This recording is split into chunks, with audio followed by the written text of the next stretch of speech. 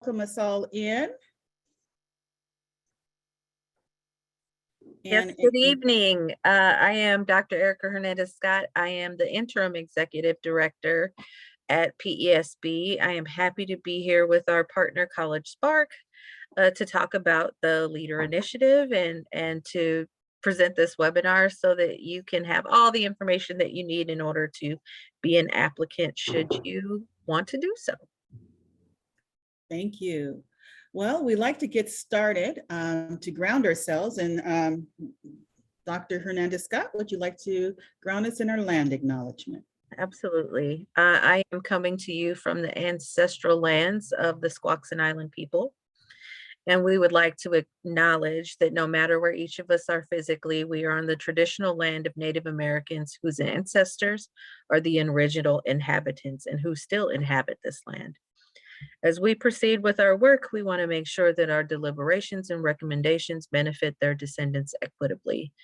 And just a little caveat, one of our goals as an agency is to determine how we can take the work of a state agency and move away from traditional concepts that are rooted in white supremacy and move towards indigeneity. That is a journey that we are on. And I hope you are able to join us with this work today. Thank you. Thank you. Next, my colleague Attila will lead us in a moment of silence. Yes, hello, I am Attila Tenen. I'm a program assistant here at PESB, and we are going to have our moment of silence to continue to ground us in our work. We would like to acknowledge the history of this nation, one fraught with contradictions. For too long, this country has elevated a story of democracy and freedom while minimizing the impact of violence and oppression on marginalized communities on whose backs this nation was built.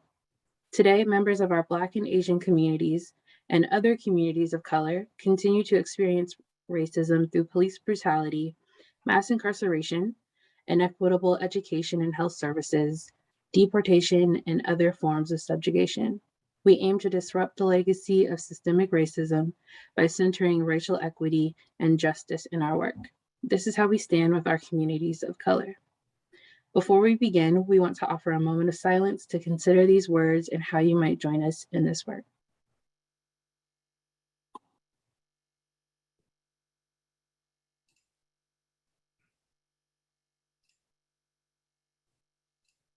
Thank you. Thank you. Okay, I'm Victoria Moreland, and just to give you a quick overview of what our conversation will be today, we have scheduled an hour, so we'll hopefully we will be on time at 5 p.m. And it will provide an overview of the Leader Initiative, the grant application, the previous engagement survey, the application screening, and the data narrative. We do hope that everyone has had the opportunity to review the application materials. And we do have some questions in the, when you signed up, we asked you if you had any questions. And so we do have some questions, and so we'll address those questions. And then also provide the opportunity if anyone else has any questions per each one, and we'll have time for each one of those agenda items. And we'll ask that you put those questions in the Q&A. There's a Q&A, those looks like two little chat bubbles, and that is where you will add your questions. And so we will allow the opportunity for each one of the agenda items for you to ask any additional questions. So keep in mind that we have 1 hour to spend with you today. So we will try and give most of the time for your questions and the answers. All right. So let's talk about the Leader Initiative overview. And I'm going to first have Heather. Heather, are you there? I am. Can you hear me? Yes, I can hear you. Go ahead and provide an overview from College Spark's perspective. Great, thank you. Welcome, everybody. Thank you so much for joining us. I'm having some technical difficulties, so I can't share my face with you, but I'm excited to be here with everyone. If anyone is not familiar with College Spark, I just wanted to share our mission, which is provided on this slide and is centered on supporting the post-secondary dreams of students and their communities through grant making focused on dismantling racism in education systems. So the goals and approaches that are described about LEADER in the grant application packet and discussed on the next slide really reflect the shared belief of PESB and College Spark that community representation in teaching and leading makes education systems stronger, and that strategies to advance this goal must be rooted in community insights, experiences, networks, and resources. Thank you. Victoria. So College Sparks, in partnership with PESB, we're bringing this LEADER initiative to you. And the next slide will talk a little bit more about the overview of the LEADER initiative. So the LEADER initiative, as Heather said, it's about how we're advancing equity, and LEADER stands for Leaders in Education Advancing Diversity, Equity, and Racial Justice. It's an initiative supported by College Sparks and led by PESB. It's a $13.8 million investment over 8 years. And so this grant will be in 2 phases. The first phase will be about 2 years, will be the planning years, and then the remaining 6 years will be what we call the implementation grant. And so as you'll see as we go through, the goals that are listed here are for throughout the grant. And you can see that they're about increasing racial, ethnic, linguistic, gender, and community representation. So increase, how do we increase our educator workforce, the diversity of our workforce? And how do we sustain a diverse racial, ethnic, linguistic, gender community? And how do we also advance? How do we advance the changes in policies and practices within our institutions and the work that we do? And the second part here, let's see here.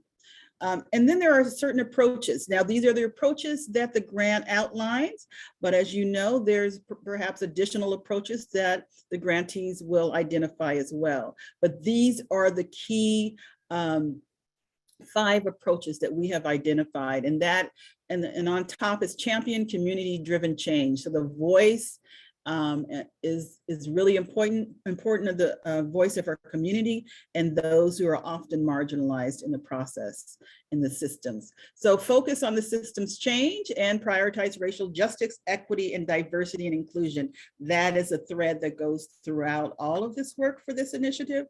And how do you collaborate with partners to really bring the voices and the resources and the ideas together, and as you build on the assets and talents in the of our workforce. So so there were a couple of questions for this section. Now this is where your participation will really help this webinar today. But we had 2 questions that came up, and I will address the 2 questions that we have here. And then if you have any additional questions, you can put that in the Q&A, and Erica will be monitoring the Q&A section. So if you have any additional questions. The first one, and if you, on our website, we also have the Q&A feature where we're capturing all of your questions, and that's where we'll post the question and the answer. So the first one was, how is a region defined by this grant? So a lot of thought has been given to that, and if you saw on our website, but I'd like to read it so that we're all on the same page. For the purpose of this grant, a region can be an educational service district. And one of the reasons that we're doing that is really about what is a region. And when we look at the longitudinal and qualitative and quantitative data, the quantitative data that will be gathered and used as one way to determine if what we're doing is making an impact. Because we must answer that question, how do we know if what we're doing is making an impact?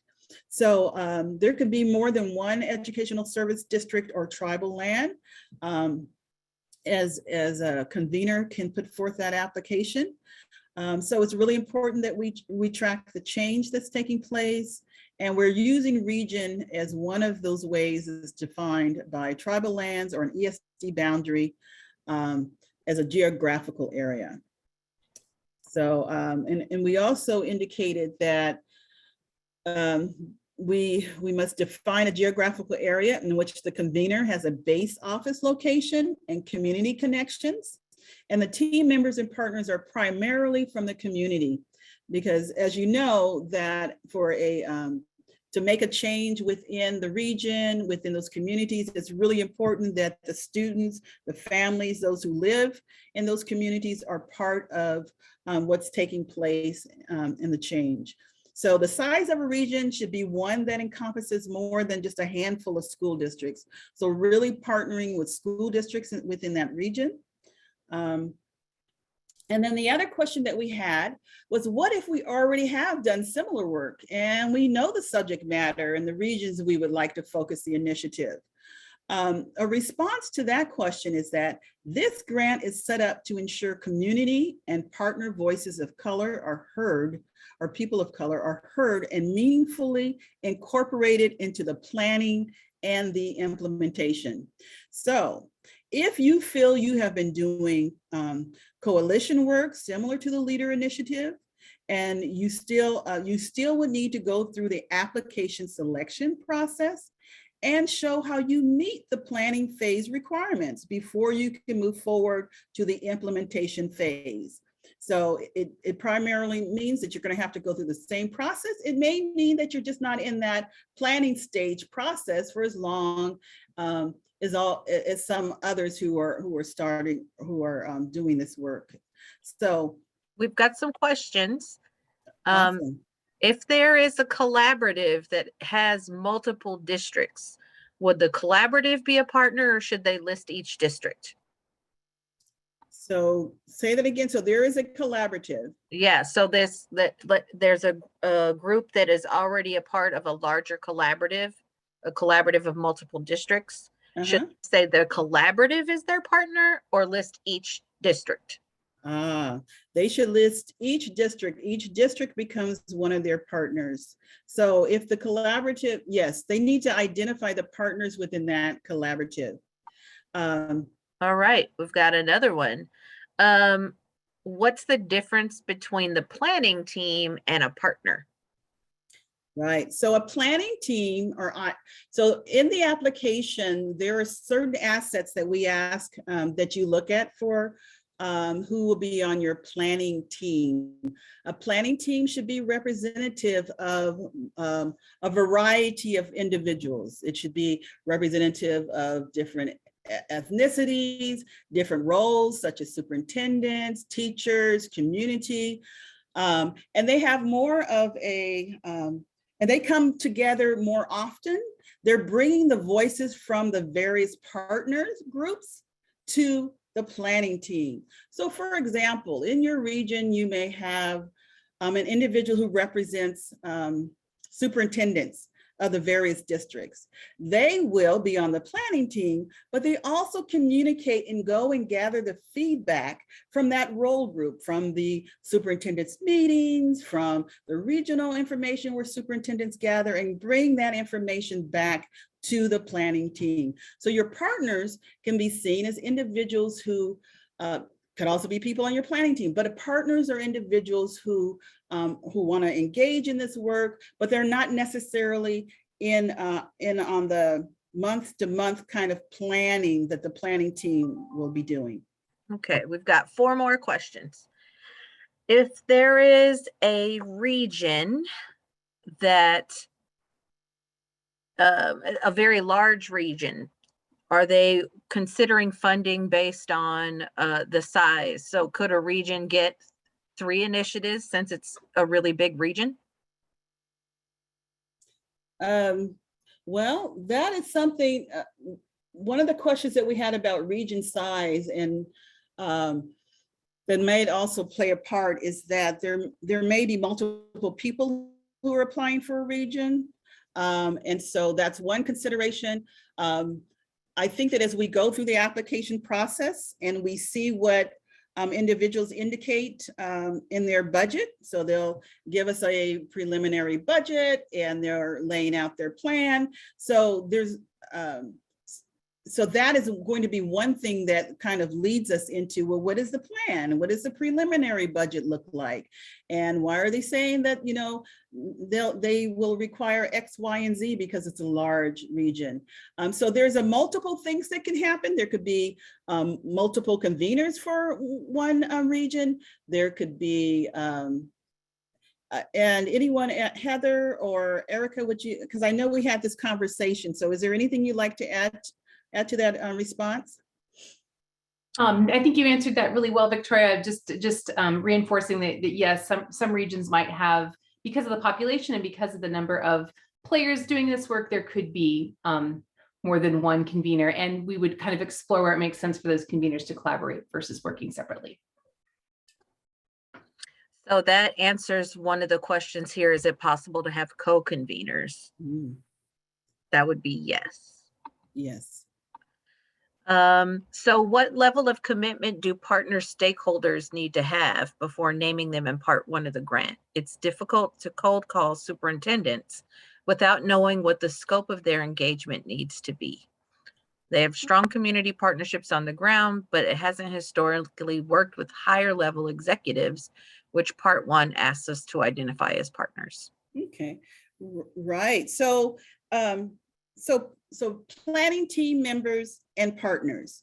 So planning team, you're really looking at people who you have worked closely with, have done work with, and that's who you are going to recommend to be on your planning team. So, so it's usually going to be people who you have been doing work with. Now, partners are individuals who you have collaborated with. And if you look at the application, and the questions that we're asking, it's about the partner work that you have done in your previous partner work. So that's what your partners are giving us feedback on regarding the convener. I have two more questions, and I think they're a little bit shorter. If two local organizations are being considered for a convener, can a school district be a partner on both or only one? That's an interesting question. So I think for the application, the question is that you have a school district and there's two conveners. And so the school district is saying that they want to be on both. So it's, I think it's part of the application process. I think because there's no guarantee that both will end up with an application. So I guess if a school district wanted to communicate to both that they're signing up to serve on both teams, then that's something that I think that's open for them to do. So they will identify what the region is and the region that they are representing. And if that's within their region, then they can sign up as a partner. So there are, let me see, I've got a few more questions. All right, so here we go. What level of commitment do our planning team stakeholders need to have before naming them in part one? Do they need to agree to be on the planning team before you name them? There should be communication that you are asking them to serve on the planning team. There will be a survey that your planning team members and your partners will receive. So take a look at that survey and think about who you are going to invite. So they should know that you are recommending them to serve. There's no agreement at this time that they have to sign off on. The first 2 years are planning work. So take a look at the survey, but you do want individuals who are, it does outline that there's like a, commitment to, serving on your planning team, how many what that might look like. That's going to, there are a certain number of meetings per year, and it's laid out in the application. So you would want them to take a look at that. Mhm. Let's see.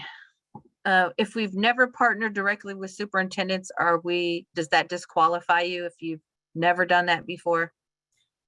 No, so your first 2 years is planning, and so we ask for 5 to 10. I think 5, maybe 5 to 10 or 5 to 15 names. So that you, at a minimum, 5 names of individuals who we can receive information back from. So you may not start off in the first month with the superintendent, and you just put that as part of the work that you want to reach out and what you want to do. And so if you look at the rubric and for how we screen, we will be looking for individuals who are able to bring those teams together that are representative, but it doesn't mean that you're automatically disqualified. Okay. And last question, Heather, it looks like you'd like to answer. Can an organization be a convener, or does it need to be individuals? Yes, I think that the organization, there's an organizational entity that is the applicant, so it needs to be the organization, but the application also indicates who the individuals at the organization are that are leading the work. Does that sound right, Victoria and Erica? Yes. Okay. Okay. So if it was PESB, you would have to say PESB and Victoria is the person in PESB who's the representing that convener. Correct. Okay, looks like we've paused on questions and can move forward. Okay, just taking a look at the time. So it's 4:23. Let's keep going. So that was questions around the leader application. So we talked about the planning team. So part 1, so there's 2 parts to the application. Part 1, we ask that you provide a preliminary list of planning team members. They don't have to sign anything at this time. You're giving us the recommended names, and keep in mind, we will be sending them a previous engagement survey, so keep that in mind. At a minimum, we'll need at least 5 people to return those surveys. And part 1 of the application must be completed by March 25th. So we're asking you to get those names in to us, names and emails, so that we can then send out the previous engagement survey so that they can have that back to us by April 15th at 5 p.m. Okay. And so one of the questions around the part 1 was, can I complete part 2? So when you go into the survey, it's an online application. And in order for you to complete part 2, you have to complete part 1 and submit that. And so there's a deadline for you to do that. And so then part 2 will open up. But it doesn't mean that you can't gather the information and start filling out the information, because we have the leader grant application online. So all the questions that you'll see in the online application, you can see on our website the same questions. So you can prepare for that. In the information packet. In the information packet, was that you made? Okay. Were there any other questions on part 1, Erica? No, ma'am. Okay. So let's talk about the leader grant application. Let's do a quick overview of part 2. So what happens in the application for part 2?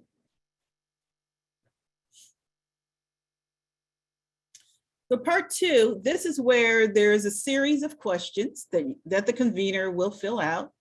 You also will be taking a look at and doing your projected data narrative, and we'll talk about data later in this webinar. Meg will go over some of the data and the information that's available and some ideas for individuals filling providing the data narrative.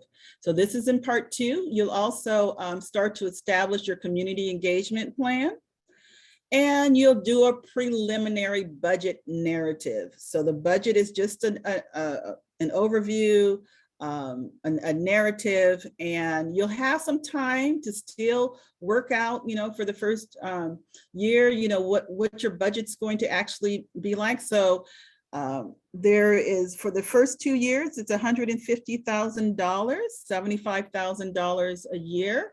And so there will be some budget available for you to use before you can really tighten up that budget. But we're asking for a budget narrative. And the other beautiful thing is that we're really looking at this application and thinking about the flexibility that can be provided to individuals. So with your budget, those who are approved, you will be able to have that budget for, let's say you only use 20,000 for the first 2 years. You'll have the use of that budget throughout the life of this grant. So for the next 8 years. So keep that in mind about this opportunity. And then there's also the learning community part of this grant. And so there will be opportunities for individuals. So there's a place in the application where you fill out, like, what are you interested in learning more about? Because coming together, all the collective, all of the regions and the conveners coming together, you'll have opportunities to learn from each other and to share. So we really want to make sure that that's part of your experience. So there's a learning community interest where you just click on the ones that you identify, the ones that you're interested in learning more in this grant and participating in, so that we know how might we serve you and find individuals who are doing best practice or experts in the field.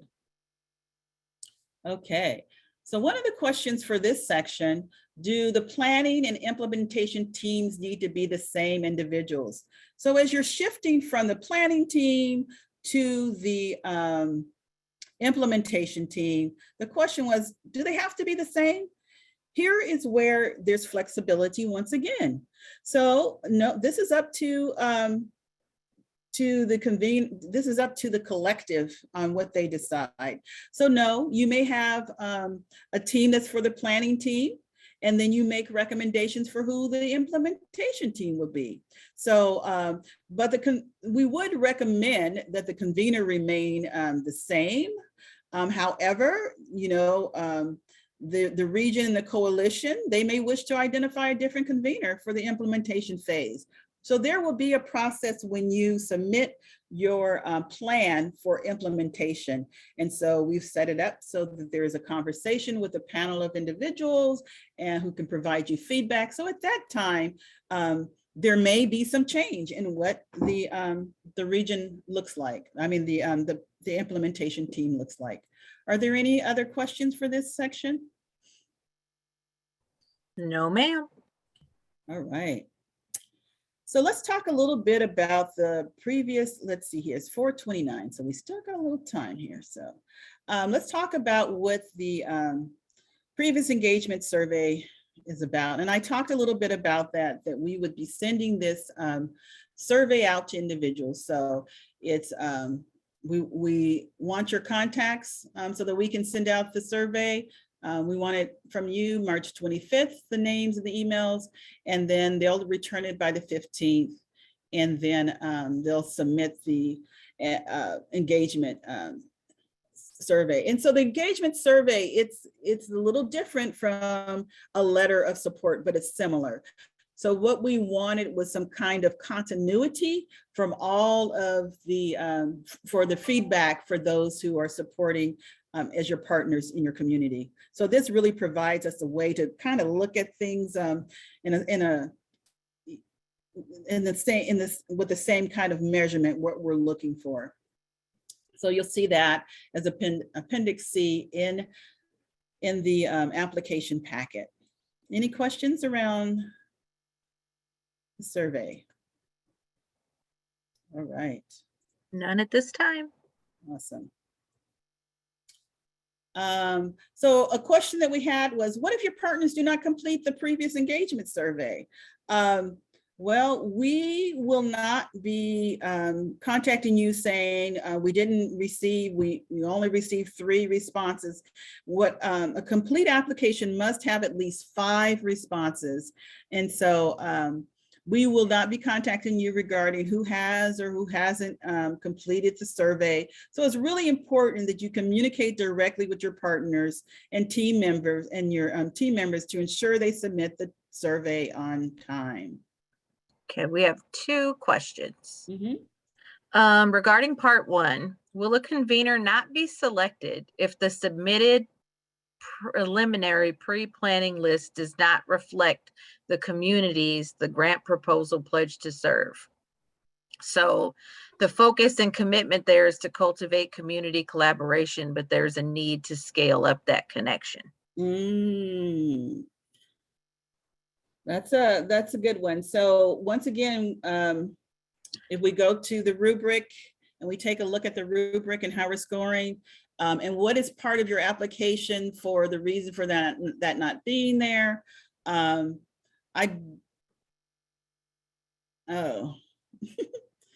the question is scaling up the community connection. So it's not there. No partners, Heather or Erica? Yeah, I was just thinking through this along with you, Victoria. I think that, there are pieces in the application that ask for what kind of expertise you're bringing to the table. And one of those is authentic engagement with communities. So, I mean, I think we'd be looking at who are your partners and do they have the skills to deepen that if that's a weakness in your collaboration. So I wouldn't say that it necessarily disqualifies you. I think that it's not as competitive as a convener who already has those relationships. But we want to hear you talk about who you're bringing to the table to address that and your plan for that. Mm-hmm. And here's a question about the survey. We have a group of teacher preparation programs partnering together on the application, all of whom who will be recommending potential planning team members. How do we ensure the survey recipients know what partner organization they are providing feedback about? Okay, so what I heard was, so on their planning team, there's multiple individuals who are going to be providing names of individuals who they want the survey to go out to, correct? Yeah, I would, my thoughts here are that if you are submitting a person's name to receive a survey for feedback, then it would be wise to have some communication on the front end so they would understand what they're getting the survey for. Right. So once again, this is where the communication of the convener, so we do have, and you'll see the information of what we're going to be sending out to the partners and the team. And so if you have a list of the names and the emails, then you can do some prep work and say, this survey will be coming and, this is the person who's on our team. And so there might be some pre-work that you'll need to do to make sure that people know that you're applying for this grant and for them to be looking for the survey. Because what we will be sending out is the information saying that this is the convener who has indicated that will be part of the team or part of the partner within the region. Okay. There are no more questions at this time. Okay. All right, so let's talk a little bit about the application screening. So I talked about this rubric, and take a look at the rubric because it really will tell you what the criteria is and what we'll be looking for. So overall, we will screen to make sure that that the eligibility has been met, and so there's certain things up here in the white boxes up here. But down here is the criteria. Team members includes representation for preparation programs, and you can read for yourself. And then we have a Likert scale. We strongly agree that it's there or strongly disagree, so 1 to 5. So keep that in mind as you submit your materials. So the screening committee, so there will be a screening committee. And the first part that they'll screen is the first part that we'll receive back are the engagement surveys. And so that will be done by in May, because then the screening committee will start reviewing and scoring presentations in May. So there's presentations that will take place, and we'll provide the actual dates and times for those who are going further. And then the screening committees will meet by May 27th to finalize their recommendations. So they'll all come together and they will have an opportunity to look at the scores and the notes provided for the individuals. And so the hope is that by June 1st, College Spark will receive the recommendations from this screening committee so that they can officially make an announcement in July. So individuals will receive some notification in June that their names will be going forward to College Spark for the final official recommendation. Are there any questions?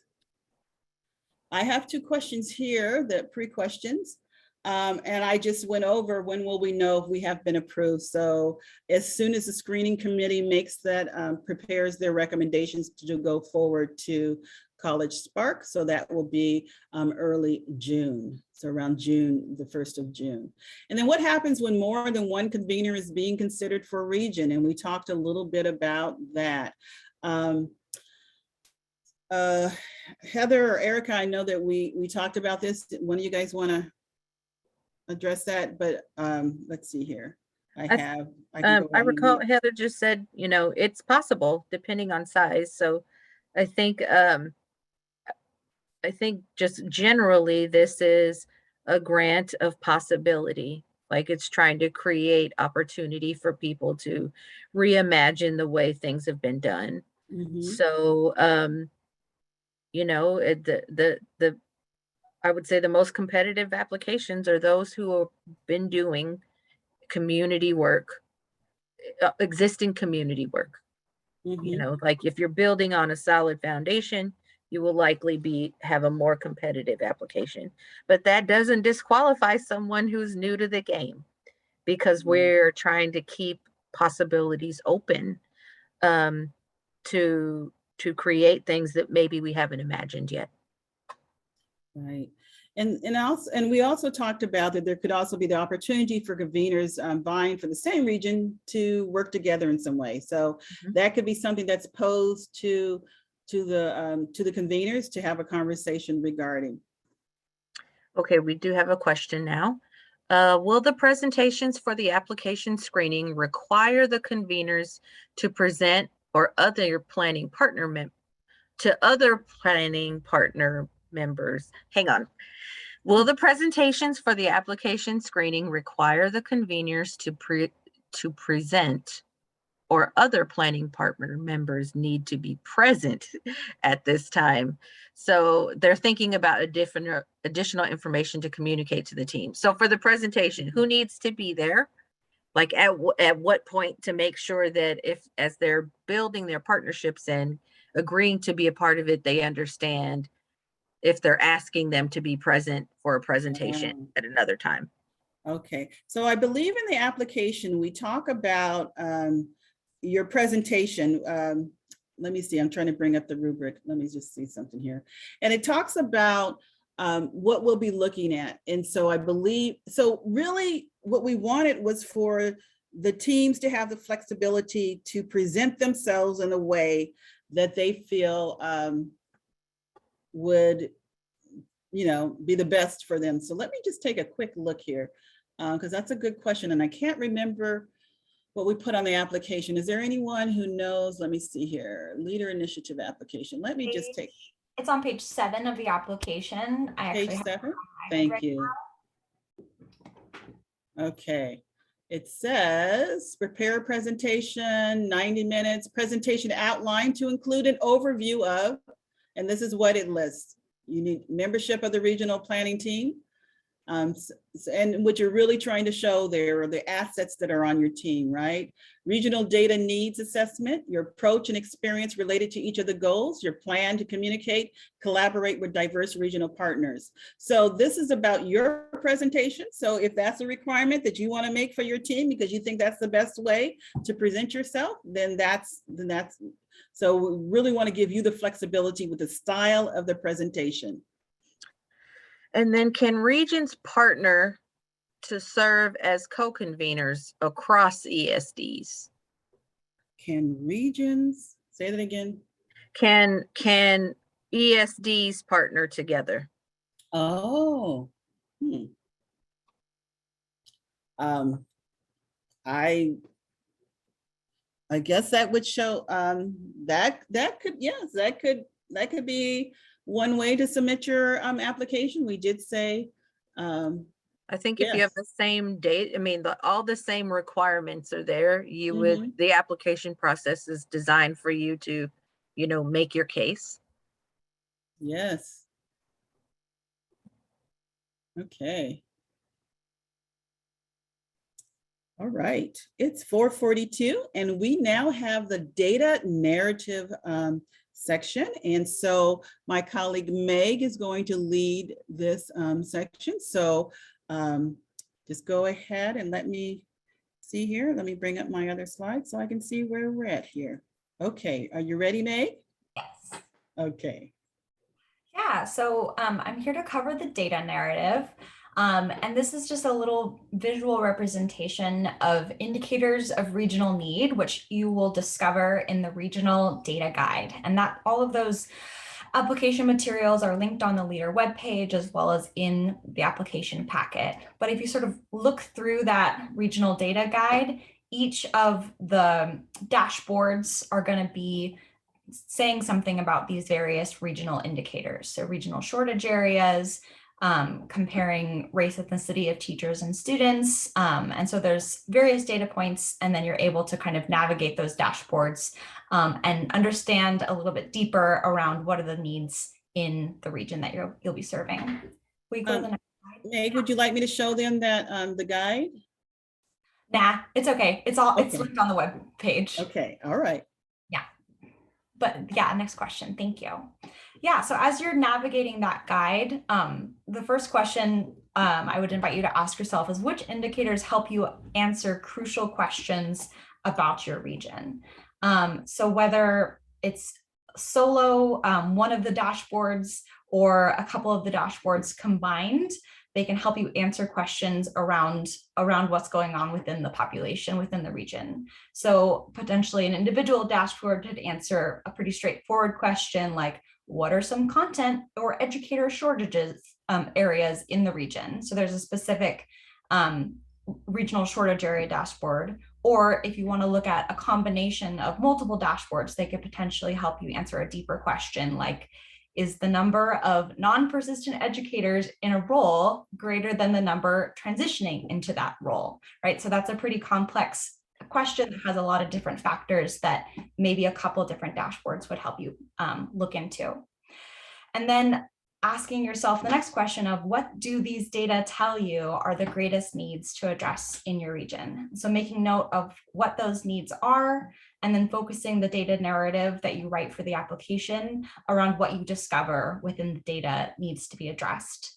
And then the last piece is, how well do what you're discovering align with the grant goals? And so always checking in with those 3 leader goals and aligning indicators of need as potential assessment measures aligned to those goals. So your data narrative should describe how the project aligns with the leader goals, i.e., when you're doing actions as part of the grant, how do those actions impact the advancement of each of those goals? So if you can go to the next slide, this is simply for reference, but you can see, so increase, sustain, advance, those are the same indicators that we saw 2 slides ago, just aligned with the 3 goals around the leader initiative. So this PowerPoint will be available, but also this information is all in the regional data guide. So I definitely recommend taking some time, spend some time with your data. Our data specialists have spent a lot of time on those dashboards and they're very, very useful. Yeah, so if you want to go to the question slide, or if folks want to pop in questions, do grantees have to use all of the assessment measurements? So we want you to look at all of them. And this is a set of common measurements, as Victoria was talking about at the beginning, across regions, and there's consistency there. So we need that consistency to be able to say something across the program and across time. And during the grant, we will engage in a process for all grantees to discuss which measurements they will ultimately choose for their assessment measurements for their projects. Victoria or Heather or Erica, anything you'd like to add? We have a couple of questions. If they possess additional educator workforce data, can they use that for analysis, or does the analysis have to be based only on these dashboards? I would say yes. Anybody want to like bring in that extra data, but heavily refer to these? Erica, Victoria, does that sound right? Using the statewide data is how we're going to be able to determine statewide impact. Yeah. Here are a couple of other questions. Could you return to the previous slide for a moment? Someone was trying to take some notes.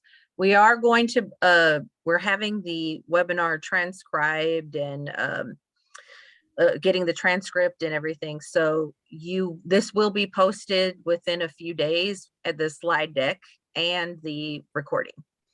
Right. And what you see here as measurements, there will be an opportunity for the conveners to come together. So for example, goals sustained, there'll be conversations around the measurements. And so it doesn't have to be all of these measurements, but these are the measurements that that at this time we feel will lead us to knowing if what we are doing is working. Mm-hmm. Would we be able to send a message to the folks who registered once the webinar is posted and the slide decks and everything? Yes. Sure, Yes, yeah. we do have your names for registration. So we in emails. Okay, so we can do that. And then, so we have a question. When you say dashboard, do you mean the OSPI dashboard? If you look in the data manual, so there's an actual document that has the specific. Go ahead. Yeah, if you want to navigate to the data guide, the dashboards are all linked in the guide, and so they're dashboards created in Tableau that are pulling from OSPI sources, district sources, and we're calling them a dashboard because they're using multiple indicators. So if you kind of scroll to, maybe scroll to page like 4 or just the first one. Yeah, so regional shortage area, if you click on where it's hyperlinked, educator shortage webpage on the PESB data portal, that's a dashboard, what's loading right now. And you can manipulate it with various criteria. Yes. Does the dashboard include OCR data? OCR data. I don't know that off the top of my head, but each of the dashboards has a methodologies and it says exactly where the data is being pulled from. So Victoria, if you scroll up, typically there'll be like a tab across the bottom and it says methodologies as one of the tabs. This one is different because it's a map. Office of Civil Rights at the U.S. Department of Education. Yeah, I don't know off the top of my head. Does anybody else know? No, I think it would be welcome for you to pull that, but we do want you to do a deep dive into the dashboards that have been prepared specifically for this initiative. Megan, can I just add, a question, several questions back. Somebody was asking about, do they need to use all the indicators? And I just wanted to offer that I think, really for the application and the planning period, we'd love folks to kind of consider all of those, but what groups might actually decide to focus in on in the implementation phase may be more narrow, maybe more focused on one goal than another. So there would be some shifting in how those are used over time. Right. And so there will be a conversation with all the conveners regarding the measurements and what will be used. So there's consistency. Okay. You might want to go back to this slideshow mode. To which one? Slideshow mode. Okay. All right. Am I good? I'm going to pass it back to Victoria or Erica to wrap us up. Okay. So we have, it's 4:52, and that concludes our overview. And so the webinar for the Leader Initiative application. Are there any additional questions before we conclude?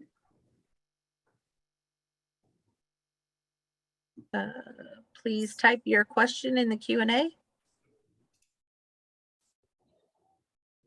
We see a raised hand, but we would like your question in the Q&A. Thank you.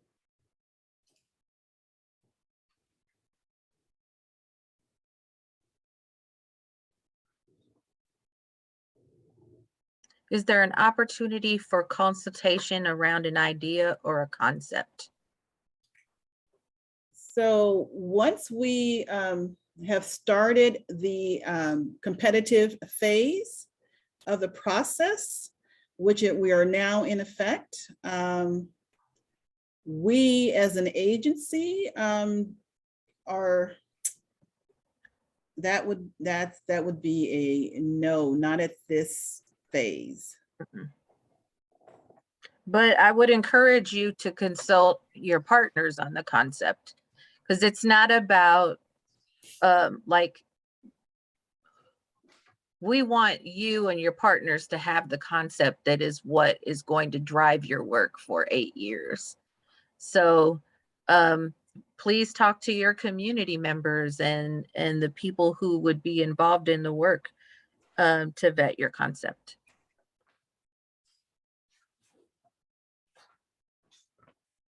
Okay. So this recording and the slides will be available, and the recordings will be available by, we hope to have them by next Tuesday on our website. So we have individuals, those who registered, we'll send you out a quick notice once they are up and available. Okay, one more question. It's more the convener idea seems designed to prioritize local organizations or ESDs. We're trying to discern how it's different for a school district. Well, the coalitions we would be looking for would consider multiple school districts. So a single district could be a convener if they were creating a coalition of multiple districts. Correct.